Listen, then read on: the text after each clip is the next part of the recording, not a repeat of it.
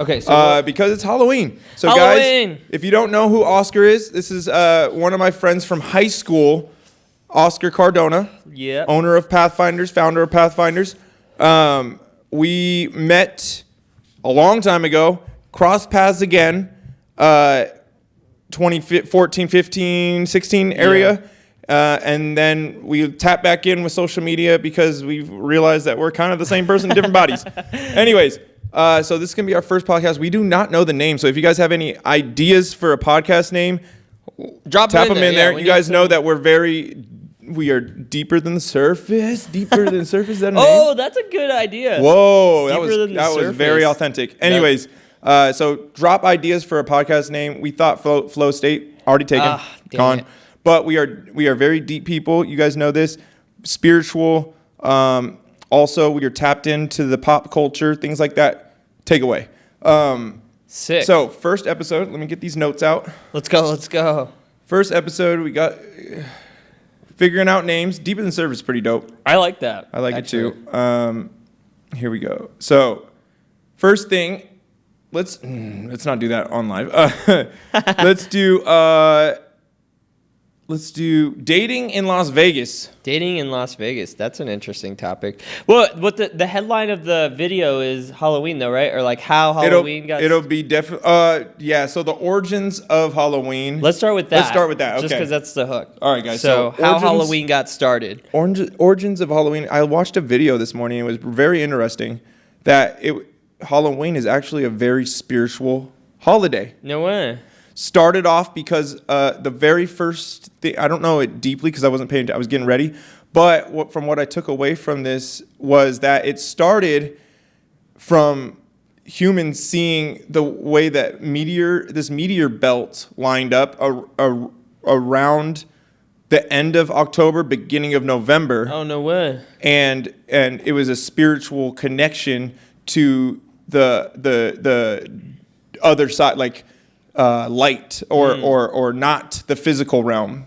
What's that called? The spiritual realm. Yeah. So that was what Halloween first originated as, is connect. That's like the closest to the spiritual realm that the earth was in, because they figured out that the way the meteor belt, I don't know the exact things, but that's basically what I took away from it. That's crazy. And then the negative condensation came from because of everybody doing alchemy around that time, and it was working so good around that time that people started getting called witches because of how well it was working around that time. Yeah. So go ahead. I know in the Latin culture, it's like the Day of the Dead, which kind of makes sense. Like it's all that same energy, like that spiritual, what's the word? Like what's supernatural energy, like things that create or manifest that are out of the ordinary. So I know, so that's kind of an alignment. Like it makes sense. Like if there's a certain, alignment of the stars or whatever, and that creates this. And I guess we're closest to the moon around this end of October, beginning of November. The moon is closest to the Earth. That's what I remember from the video crazy. too. So yeah, it makes sense. It all pretty valid. What about what it's turned into nowadays? So that's why it became to more of a darker perception for most humans, because of the stuff in Salem, Massachusetts. When the witch trials was happening and stuff, that they literally that time of history was so big that alone what gave Halloween such a negative condensation, which people don't. I wouldn't say it's nowadays negative, but there's still that not knowing it's a spiritual thing, because it's like alchemy or witch or things like that aren't looked as, it's kind of frowned upon and looked at like the devil or which I don't believe it is. I think even when we're praying, we're doing this, and it's a form of alchemy. You know what I mean? Yeah. It's just not looked like that because that's not how the church brands it. You know what I mean? No, that's 100%. Like the are you familiar with the word occult? Like what that means? Yeah. Kind of. Go on that. The word occult is again, supernatural, witchcraft, manifesting out of the alchemy. These are all the very similar words. And I think that why there's fear around it, or it's framed, one, because the church is organized religion, just organized religion in general. Yeah. Like, doesn't matter what church. Particularly in that time, like, it would be the Roman Catholics that had a lot of power, right? And so they were the first in power, and they used that to, like, oh yeah, witch, the devil, like, as a form of punishment, and put fear into people's hearts around that topic. For control. Because if you really, truly understand, like, I'm reading this book called The Kabbalion, and it's a Freemason book, and it's a really high-level occult type of book. And it's because you can be the organized power, doesn't matter if it's politics, which I know that's on the list, organized religion, they don't want you to know that you have the same power as Jesus Christ. Right. Which is why Jesus Christ got killed in the first place. Yeah, he got smoked. Because he was telling people that you could be this powerful. And then they hung him. But anyways, I know it's very controversial.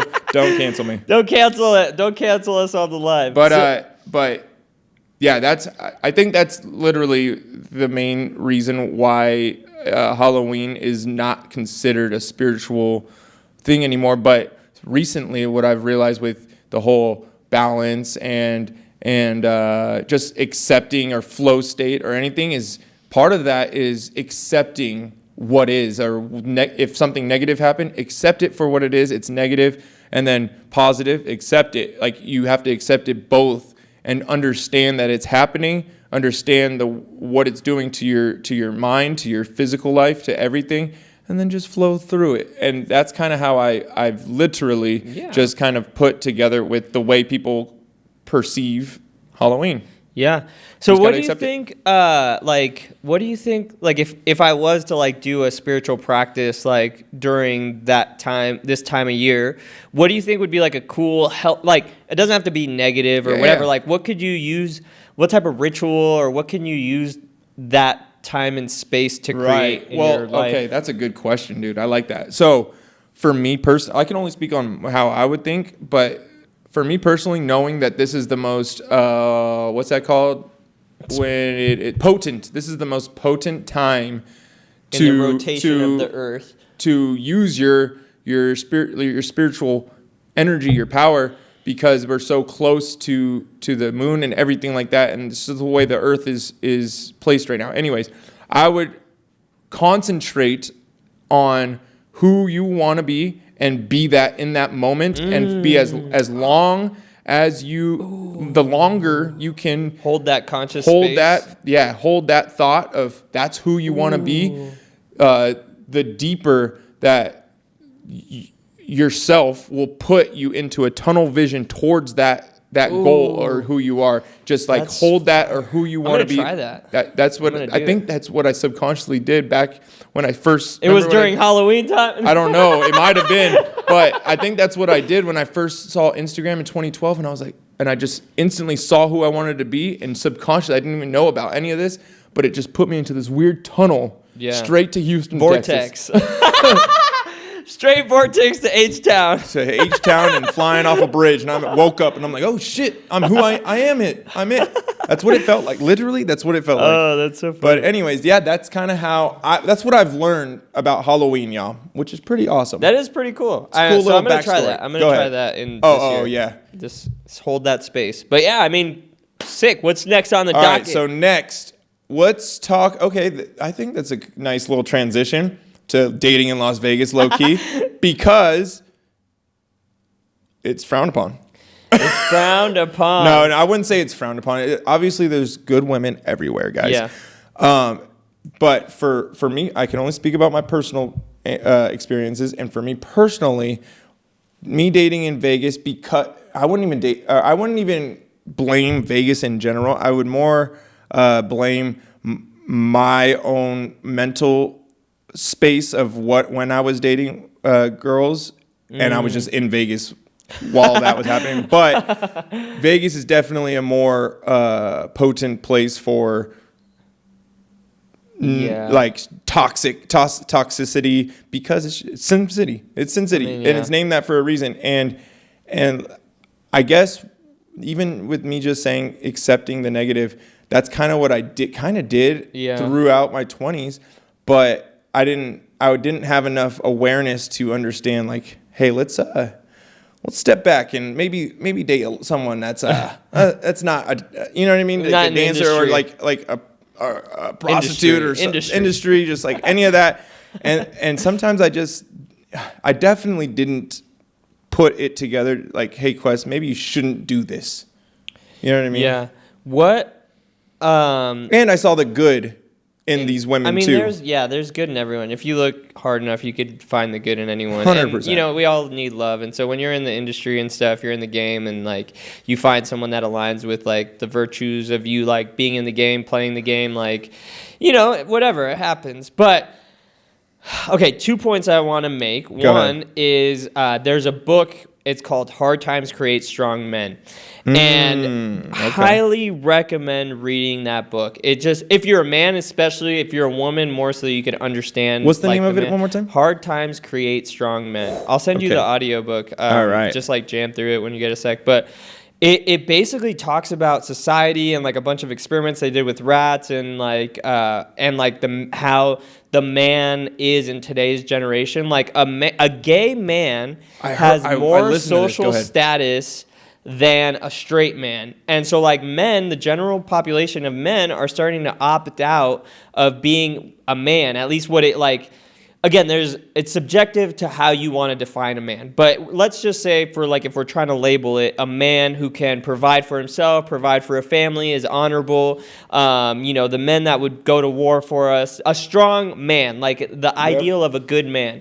So people are opting out of that ideal because, one, like they're saying that women, this is crazy how the book frames it, right? Like women, nowadays, it's like, a woman will, like, it's normal for a woman to have sex with, like, 10 guys or more. Like, you know what I mean? Like, and so now, like, they're giving away sex more, like, easily. And so a man, like, doesn't have the same, like, desire or honor to, like, deal with their shit. So a woman's, like, not as honorable as they used to be. And she wants, like, a man to pay all her bills and do this and do that and whatever. And men are just being like, well, fuck that. I could just watch porn and play video games, like, fuck it, and not deal with any of that shit. So would you say that you think that I think it's kind of like a dystopian movie, how it's turning out. Slowly but surely it's manifesting into this weird dystopian future that like just humans in general are just going.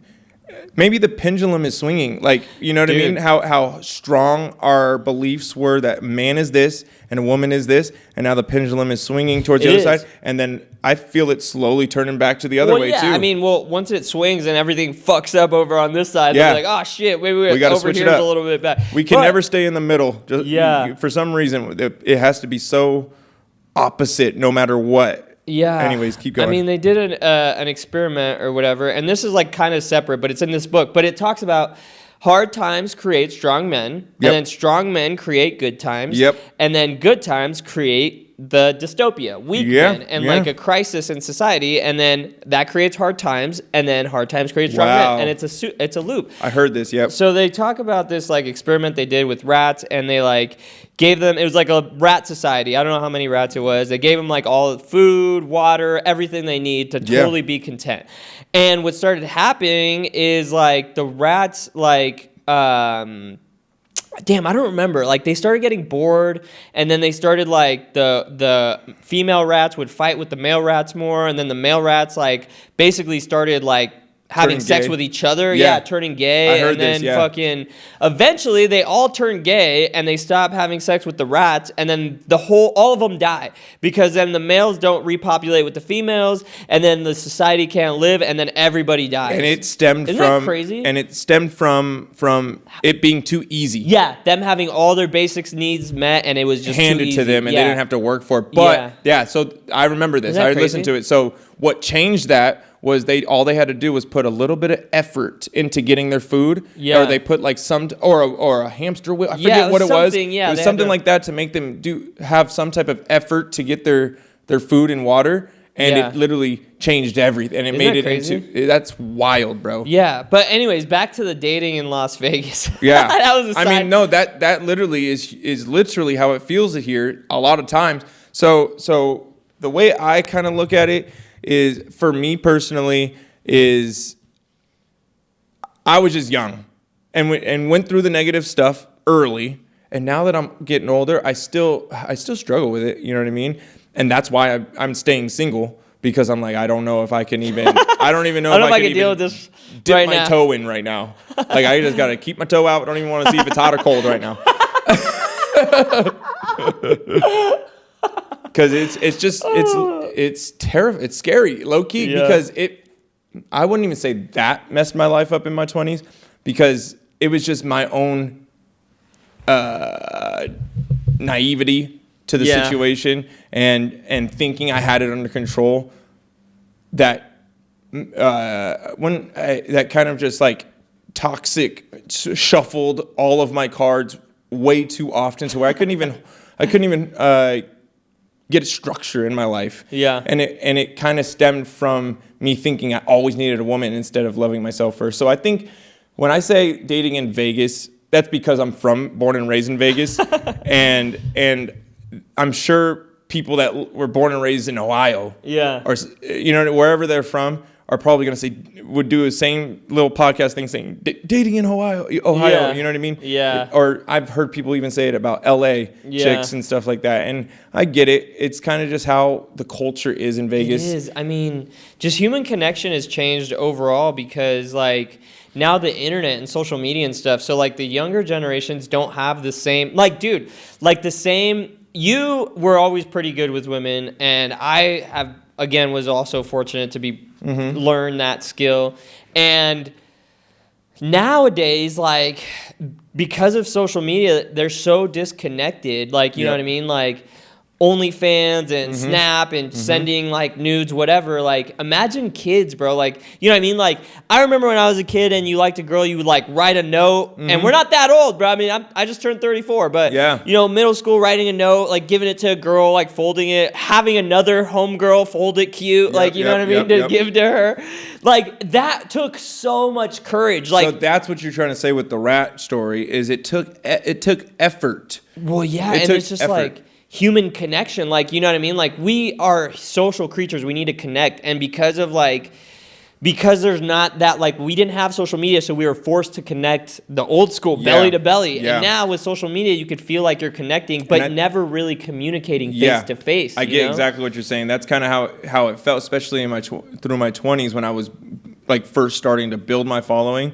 And just it kind of put me in awe how easy it was just to throw DMs. Just throw a hook out there and just DM everyone, and then how many I would catch. I'd be like, oh my gosh, like this. It was like a shock to my system. I was like, oh, this isn't how it was when I was in high school. Well, because now look at this, and I was like, it inflated my ego so much to the point that self-destruction was inevitable. Well, dude, there's books that like are like pickup artist books that literally show like the neuroscience of like how to like get a woman or court a woman. Yeah. And like, but yeah, and like what changed was your status elevated. So then you were like, well, this guy is like has muscles and he's got a social following. Like, whoa. And then so now they wanted to engage with you, but like. All right, guys, if you want the rest, tap in on YouTube. Follow me right here if you want the rest, y'all. And then I'll post where to find this. All right? I love you guys. I'll see you later. Now I don't even remember what I was saying. But, no, okay, but so social status changed. And so that now, like, nowadays kids, like, they don't have the same communication skills. And so, like, it's different. The social connection, like, you know what I mean? A girl could snap you, like, her vagina or something from, like, you know what I mean? And it's just, like, desensitized. I don't know. I don't even know where I'm going with it. No, like, I've been married for 3 years. We've been together 6 years. I'm not in the game like that anymore. Yeah, I get it. And dating in general, not just in Vegas, dating in general is a all humans are learning as we go.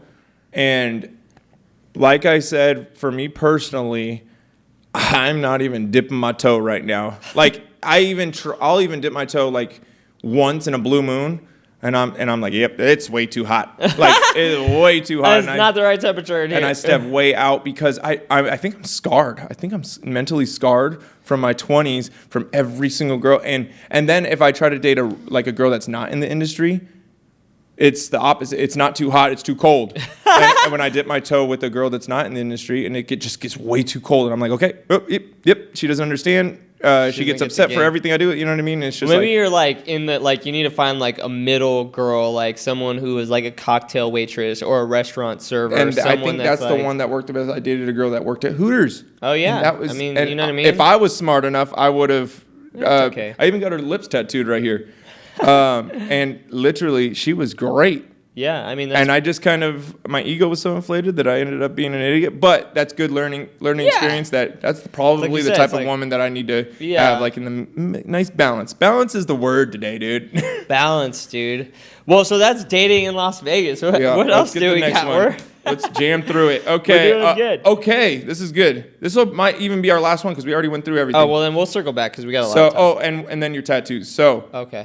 So for this one is unconditional love. Oh. With yourself, with others. Oh. What's your take on unconditional love? Oh, and then politics too. Oh, politics, yeah. Okay. So let's do unconditional love. Unconditional love. I don't think I really, really fully understood unconditional love until I had a daughter. Like, I think, like, maybe I unconditionally loved myself, was, like, selfish about what I wanted. But, like, unconditional love when I had my daughter, like, totally changed. Dude, like, I'm telling you, like, unconditional love, like, this girl will, like, let's say I'm eating a banana, and bananas are mushy, right? She'll, like, take my banana, take a bite, and then be like, I didn't really want the banana. And I put it back in my hand, and then I'll just, like, eat it. Like, you know? That's like, right there. That's literally the definition right there. But, like, yeah, just caring for her needs and, like, like, caring for her, like, unconditionally. Because, you know, babies have good days, bad days. Like, they cry, they, like...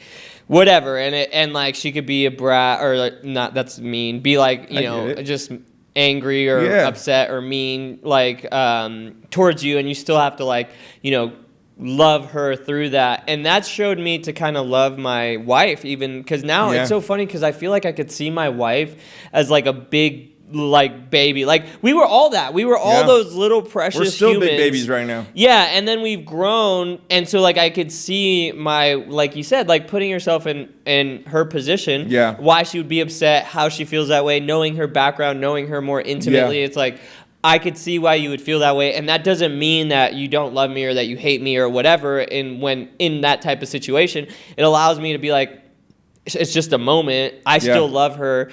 And then a big, huge hack that I shared with you is like women just want to be made feel special. So like if we get in a big disagreement or something and then I realize whatever, like it's not worth, like obviously we're going to still want to be together. So the next morning I'll get her flowers or something and then she's just like super appreciative about that. So it's just like, dissolves. Like just give love. And like also that carries over to like your enemies, business relationships, like everything. people that are like, coming at you for business or work or whatever. It's like, dude, if you give them love and you're super understanding, like, dude, I get it. I would be upset if you were like that too. Like, I still love you as a human. You're safe expressing yourself that way to me. Dude, it's like mind control. They're like, well, it's not that big of a deal. I guess it's all right. Don't worry about it. Like, you know what I mean? I think that's a secret of life that I wish I knew earlier. Was loving everybody. But it's funny because I didn't learn this until I had that spiritual awakening and looked at myself in the mirror and I was like, oh my gosh, you're literally a shell of yourself right now. You flew off a bridge, you just got sober, you have nothing to your name. Like, and then I looked at it and I started crying and I was like, I love you still. And I was like, why have I never done this before? You know what I mean? Like, and then once I realized, like, I'll have a video go viral and it's just 90% of the comments are people saying you should have died when you had cancer, blah blah blah. And I'll write them back and I said I hope you feel better and I love you, and that's how I respond to all negativity now. That's a good idea. And because there'll be people in my life being like, hey, I found you and I instantly started talking shit because I was judging you from your looks, but the way you responded made me become a fan. And I was like, oh shit. So that's it's literally like a whole nother like side of life that I didn't even know because I didn't even pay attention because my ego was so like, fuck you if you're talking, or if you hate me, fuck you too. But now I'm the opposite. If you hate me, I love you. Well, and so your ego is like a defense mechanism like that, So it's that's what it's there for. That's interesting that you say that because like, every time anything like actually goes viral, even if it's like a little viral, like 5,000 views, 10,000 views, like totally organic without any paid advertising or anything, like it's so much hate, bro. Like it's just like it's just people it's being inevitable. fucking it's crazy. Even I just had like I posted because I'm still trying to crack the YouTube algorithm, so I posted something last night and it was a video that was like how to film on an airplane because I made I was on a 16-hour flight to Japan, so I had the Osmo, I made a video best, and so I posted like how to film on an airplane, and then like it got like 5,000 views, which is a lot for my YouTube channel. I have like 81 subscribers, like, you know. And what were the comments like? Dude, they were like, "What a fraud! You're using that LA studio that looks like an airplane." I was like, "What?" Yeah, that's what I mean. It's so crazy. And you have to. We call them chirpers. Those people are chirpers that are like on Twitter that are just saying nonsense. Those are the people that are making. There's literally a little subculture on Twitter or X that is making it seem like Hitler was a hero. That's how chirpers. That's what I put chirpers into. They're just chirping.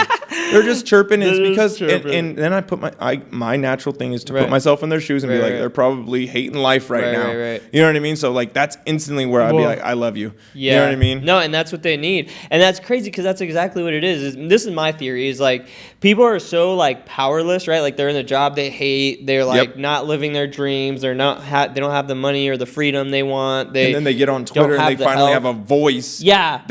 That people are seeing that makes them feel empowered. Yeah. Of course they're going to say the most outrageous shit to get people's attention. You know what I mean? Yeah, exactly. So they're just unleashing their trying to, the power that they have, they're just directing it somewhere. Yeah, it's just projecting what's really inside it. And that's, but they're creating a different type of art that they don't even know they're creating by just putting a tweet out, because that's what artists do. We take what's going on inside of us and we put it on a painting or a video, or that's literally what they're doing. They just don't know they're doing it. So they're putting it out at so rapid pace that it's just everywhere. And so that now almost all, I'd say like 50% of social media is just chirpers. Yeah. Just chirpers chirping. Mean, what you're doing is actually inspiring me, is because you're right. Is like all they need is some love. Like we just got to send them love, because like the karma or the energy or the reality that they're creating because of unleashing so much hate creates more hate for them. Like, you know, you don't want to respond with more hate, or that's just what they're living in.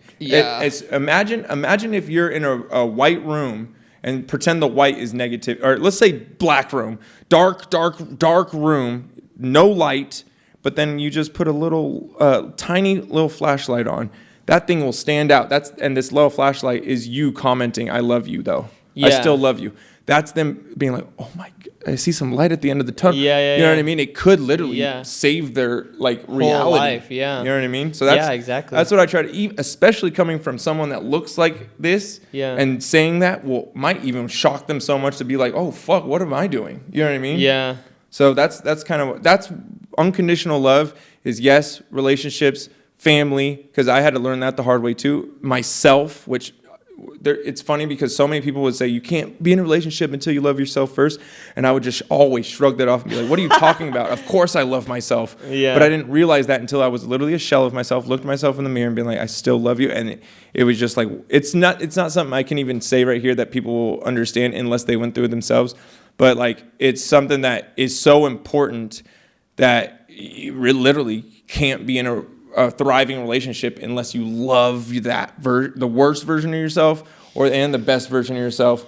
And then you can like literally truly love someone unconditionally no matter what, because you love yourself and you see yourself in that light. So what I was going to say with like putting yourself in other people's shoes, I put myself in other people's shoes so much just to get some empathy and understand what they're going through, so much to the point that now if something it goes wrong, that I'd say, if I did put myself, because now I don't even put myself in, I'll just be like, if I did put myself in there, I'd be doing exactly what they're doing. So fuck it. Like, I don't even need to put myself in the shoes. So I just assume like I'd be doing that too. You know what I mean? That's true. Well, Quest G, you would have to put yourself in somebody else's slides. I'm a slider.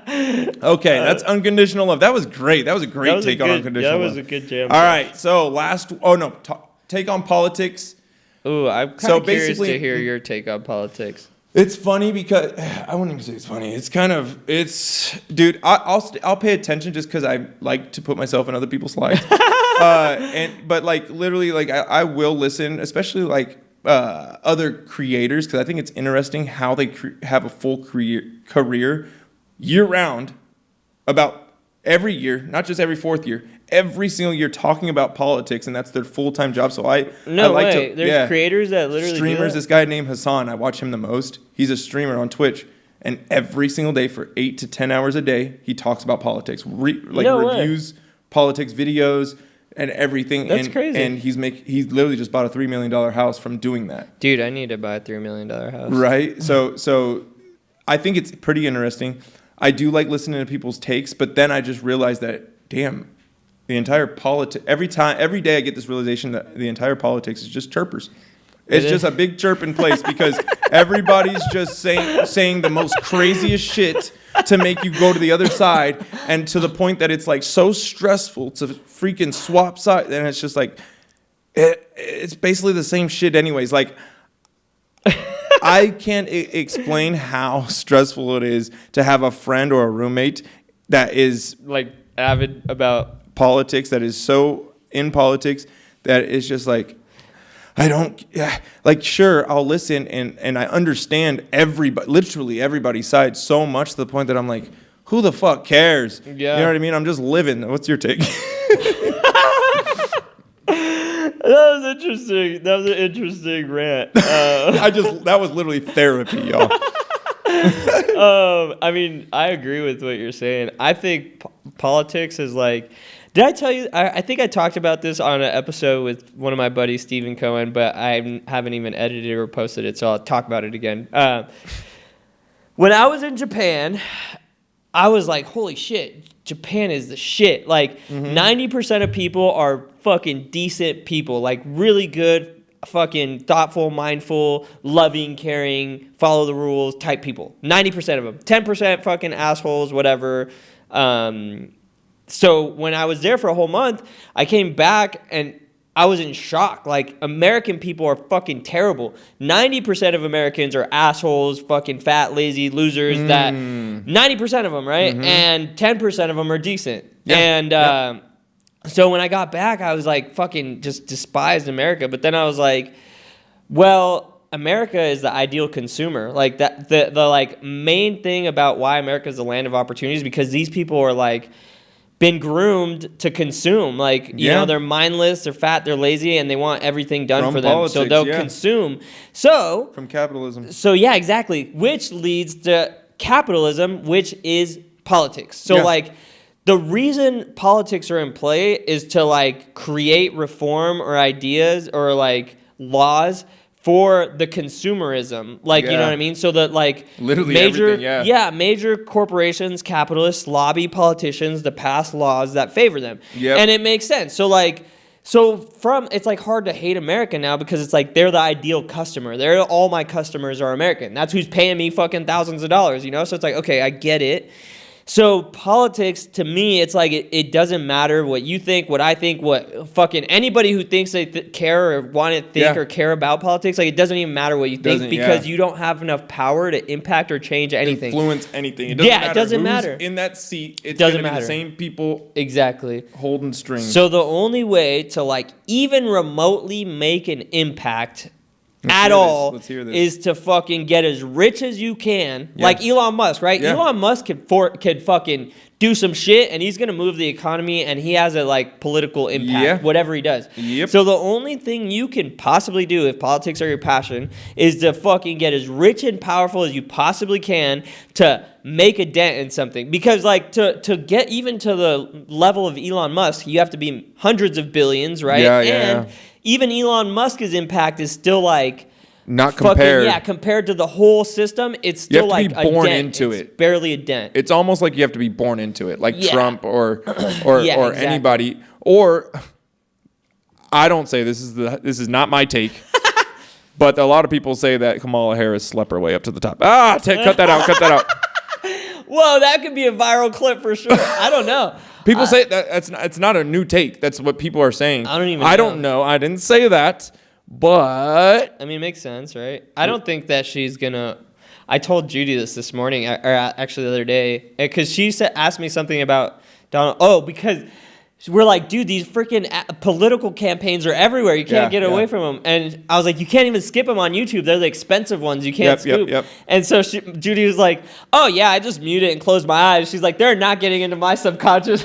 You cannot let it. But people like me and you, I actually kind of want you to watch Hassan a little bit because you would learn so much from it, dude. Yeah. Especially because now that we're tapping in more often, bro, I think we should be streaming on Twitch, kind of like how Hassan does it, bro. He makes so much money. Yeah, because every hour. I have all the streaming. That's what I'm saying. We could literally do it while we're doing this. Yeah. But like for example, at the top of every hour, an ad goes on, and if they don't want the ad to show, they subscribe to your channel for $5. That's how he makes all his money. Oh, that's and sick. He streams for 8 to 10 hours. He's so obsessed with it because he's just sitting there reacting to politics videos or viral clips or tapped in, things like that, and he's just there. He works out 5 a.m., eats, streams. Eats on stream. Dude, I mean, yeah, we could literally set up a whole streaming platform here. That's what we're going to do. We're saying it here, and we're going to start streaming all the podcasts and reacting to videos, too. Yeah, we could, just whenever you get here, we could turn it on. Turn it on. Yeah, turn on the stream. And, okay, here's another viral clip that just happened yesterday. Do you know who Jack Doherty is? So it's this kid, man-child. Oh, I think I do. He's like in Miami. He's like hella rich. He's got yeah, he is in Miami. He got famous from flipping bottles and landing them. I think I know. From when he was 12 and he became a millionaire at 14. Oh, yeah. So, or some type of millionaire. I don't know, close to it. Anyways, he was on Logan Paul's thing. That's where he went crazy viral when he was on Logan Paul's Impulsive at like 15. Then that got him so much exposure. It kind of like is parallel to my story, except for he's way richer. And he started like being like an Andrew Tate, and he has like OnlyFans women living in his house, in his mansion. But just yesterday, he was driving his, I think a McLaren or expensive i8 or something like that in the rain because the hurricane's about to happen in Florida. Yeah. He's driving it, texting while streaming, so it's live that he's texting and driving. Tries to switch lanes, crashes, a car behind him T-bones him. He takes his McLaren or whatever straight through a gate, and his entire engine's out.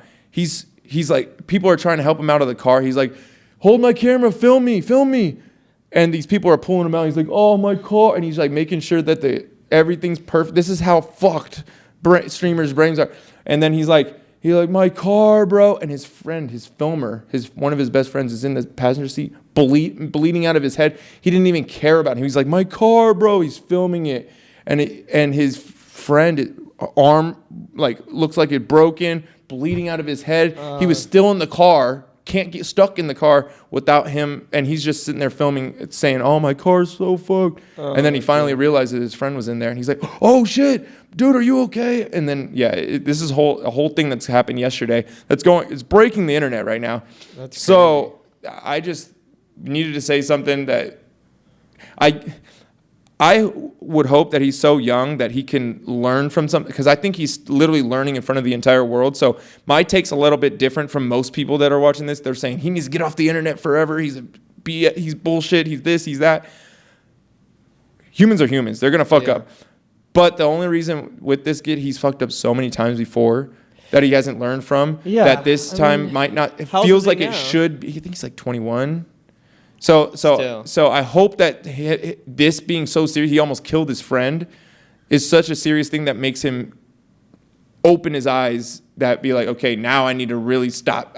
Like instead of filming everything, maybe just put it down. You don't even have to stop filming. Put it down and go and figure out life first, instead of being in this dystopian reality that you're in. Texting, driving, streaming, like, that's all I got to say. Learn from the situation. Yeah. And I mean, 21 is still young though. And very young. So, like, think about all the dumb shit that we were doing when we were 21. So, like, who knows? Stupid shit. Yeah, exactly. I mean? Exactly. It's the only difference he's on the world stage. And then also, like, I think, like, if we're getting deep on a spiritual level, like, it might be, like, karmic, like, lifetimes. Like, sometimes maybe you don't learn in this lifetime, and his lifespan is to just fuck up all the way till he dies. His journey for this lifetime is just to be a fuck up. Yeah. And then next life, that will be in his DNA. Yeah, exactly. To where he'll be working the opposite way. You know? So I get that it's too. like, you know, I'm so glad you who brought that knows? up, actually. Because it's like whatever, and you, like you said, humans are humans, and you put yourself in his position. It's like maybe I would be doing the same thing, and like, you know, If we were, that's what, dude. If we were in his shoes, in his body, and went through everything he went through, we would be him. Dude, so that brings me to this book I'm reading. It talks about how we're all the same consciousness. Like me and you we're the same. Just in a different perspective. You have thoughts, right? And like in your mind when you're thinking, like the thoughts, it's the same conscious mind that we're all connected to. Yep. Except like if you think of it from a camera, if like we're all streaming, we're all streaming from the same thing. It's just like this is your camera, like your tripod, that type of camera. This is that type of camera. Yeah. And like that's just where you're seeing it from. But like it all streams into the same like place cloud. Where all the information is. Yeah. And so like we literally are the same mind.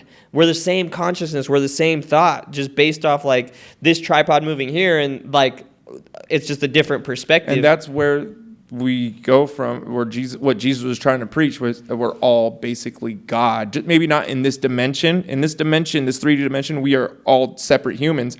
But in the highest dimension, we're all literally stemming from the same energy, spiritual light. Mm-hmm. And so the way that I saw someone explain that was that we're like radio antennas. We're like antennas that are getting this radio signal from that source, and that's where our consciousness is from. Is that our bodies are antennas.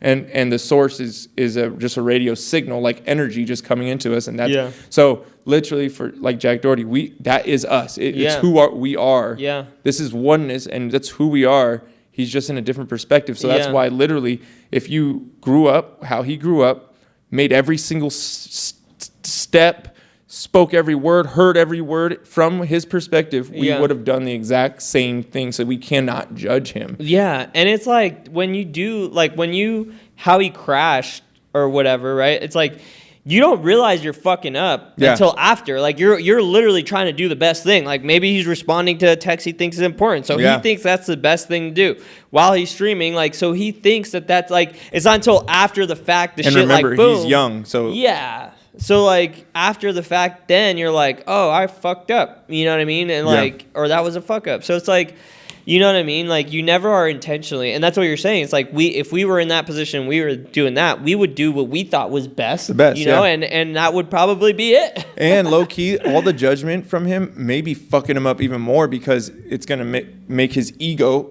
flex up and be like, fuck you guys, I want to keep doing it because it's getting me more attention type shit. And if people didn't judge him and he could just learn on his own, which he's doing it to himself, it's to himself. But for example, if he wasn't doing that, but he was still texting and no one saw it, the learning experience would be so different because he'd be able to process it without other like millions people's of input saying you're a piece of shit for this, you just killed your get better friends type. And that's any 21-year-old, I feel like, especially a dude, his ego's gonna be like, fuck you guys, you know what I mean? Because he's a millionaire. Why no one died? If his friend died, thank the Lord he didn't. His friend didn't die. But if he did die, that might have been a different situation. He would have went to jail. Yeah, that's like vehicular manslaughter. Yeah, you could.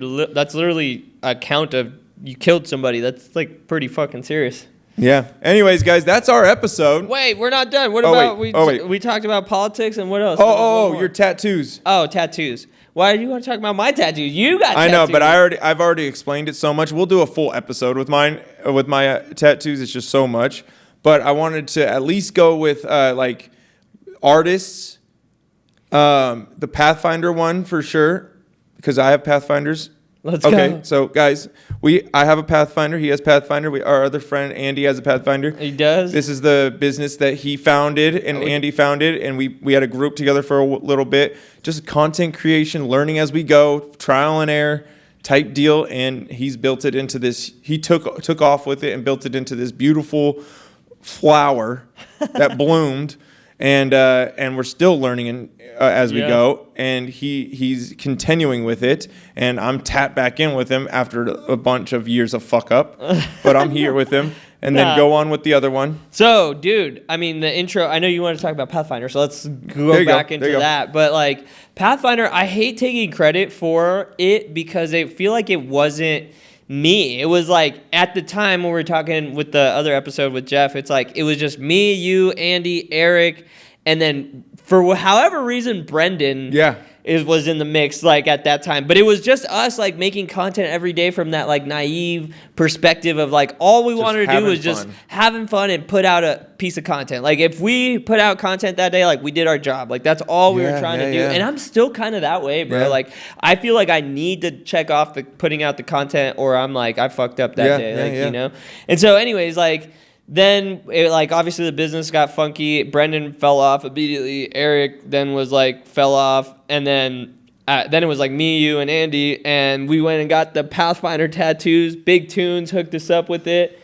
I remember that because wasn't it around my birthday? I think I got the 50 Cent tattoo around the same time. Oh, yeah, because then we went to Crystal Palace all together. Oh, that's right. Yeah, anyways, but that was my first tattoo. I didn't even have a tattoo after that. That was your first? This is my very first tattoo, so I put it in the ink before anything, then I put it in the diamonds, bro. It was the vision was there before anything. And then after that, then like everyone went our separate ways. I got in trouble with the law. I caught a case and that's like literally all that. what it was. The universe literally made us go separate ways. Yeah. With whether it was women, drugs, alcohol, law, police. Andy was just tapped in with Floyd Mayweather, which is awesome. So he was on an internship. He went on the road, and then so then Pathfinder became, now it's like a social media marketing company. We do content creation, social media, marketing, social media management, studio. Now we have this studio. This is its own business, so this is Podplay. So it's a separate so it's entity. Not it's under the umbrella. Yeah, basically. So that's Pathfinder. But then how I got my tattoos, first one, Quest G was there. Then this I got from Big Tunes, bro. And this is a funny story. I don't think I've ever told this out loud. Like, he hooked me up. It was just like trade for like a video and content and social clout or whatever. But I didn't know like the the etiquette was the tip. So like I didn't even tip him for this. Yeah. So I felt like an asshole. I still feel like I owe Tunes. Yeah, me too. And so then I got that was that, and then I got my whole fucking back of my calf. I don't even remember where it is. Oh, yep. There it is. Yeah, ND1 did that. Same place, Crown of Thorns, just practicing. It's like not that good, but it looks good. I mean, it's all right. Yeah, I'm living with it. Dude, this is my hot take on tattoos because this might be controversial, at least in the tattoo world. I just love tattoos. I don't care if they're bad, good, not infected, but just tattoos in general, I just love them so much that to the point that even if I wasn't a content creator, I'd still look like this because I just love them so much, dude. I just am in love with, even when they don't heal, I just love it. Anyways, keep going. So then I got this one on my belly. I remember that day. Finished that one. I want to get this lasered off, but I don't know. Really? Yeah, I don't know. Were you planning on getting like the full torso? Is that why? No, I just like. It was one of those things. Yeah, I just kind of got it. I don't really like. Dude, that pain. That pain too. You don't want to. Yeah. So I know. That's why I haven't. That area. And then this was my last tattoo. Adrian Inks. Is that your favorite one? Nah, I mean I like it. I love it. But yeah, this was Adrian Inks. He was at Crown of Thorns. I think did Tunes open up his own shop? I think Tunes has his own shop now. I think Adrian's over there. So that was my last one, and then that was already like 2 or 3 years ago. And after this tattoo, bro, I decided like I'm not getting any more tattoos. Like it fucking hurts way too much for like the result. Like I'm like it was cool, but going through that fucking pain, it's like cardiac arrest, and then I'm like the healing and. I'm just you know what it is? This is why I moved to places that are visible. I learned that the reason why, at least for me, most humans, especially if you're getting a lot of tattoos, the placement you get it dictates of how much serotonin, I guess, you receive, or what's the good feeling? Serotonin? Yeah. So dopamine. So for me, when I would get a face tattoo, the dopamine would skyrocket because it would be such a different feel. Like I'm like, boom, I got it, and it's there. And it just felt like so much dopamine was flowing because it was such a huge change. Yeah. See, like right here, the dopamine wouldn't be that big because it's just like there and it's not that big of a change. You know what I mean? Yeah. So I think that could be planned, and you don't want visible tattoos well, and now, like that. now I'm just like so like tapped into like the business, like elite, yeah. I like elite level business of like. And maybe later on you might want more, but right now. But Jeff I too, like Jeff I is blasted, and he's a high level business dude. Right. Like, you know what I mean? So like, he has it his doesn't neck really too, matter. right, or no? Yeah, he's like blasted. Yeah, I like, saw all that. over. So I mean. Who knows? Yeah, who knows? I Just mean, right now. For right now, I'm cool. Yeah, you know. And then my daughter Lola, now she's like, "Who's that?" And I'm like, "I don't even know." Like, you know, it's just some lady. That's funny. And she's like, "Oh, that's Buddha, though." I'm like, "Yeah, that's Buddha." That's funny. I had I just was at my sister's birthday thing, and my little cousin, Race's daughter, colored in all my tattoos.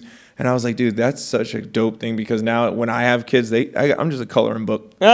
I'm just a giant coloring book, bro. That's actually pretty cool. Right? My daughter would love that. I should actually show her that idea. She have her actually color kinda like the Buddha in or something. Yeah, she'll probably want to do it all the time. Keep her busy, and then I'm like, you know, working. Yeah, and it's just chilling. I think that's all we got, dude. Yeah, I think that's Hell all yeah, dude. perfect timing too. Perfect timing. That is a solid episode right there, and we went through it perfect points. We should have and everything something like that every time. Every time, dude. I'm telling you right now, if we're consistent with that, it will be perfect.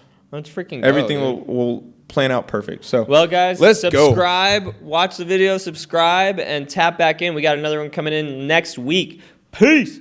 Let's get it. That was fire, bro. That was super fire.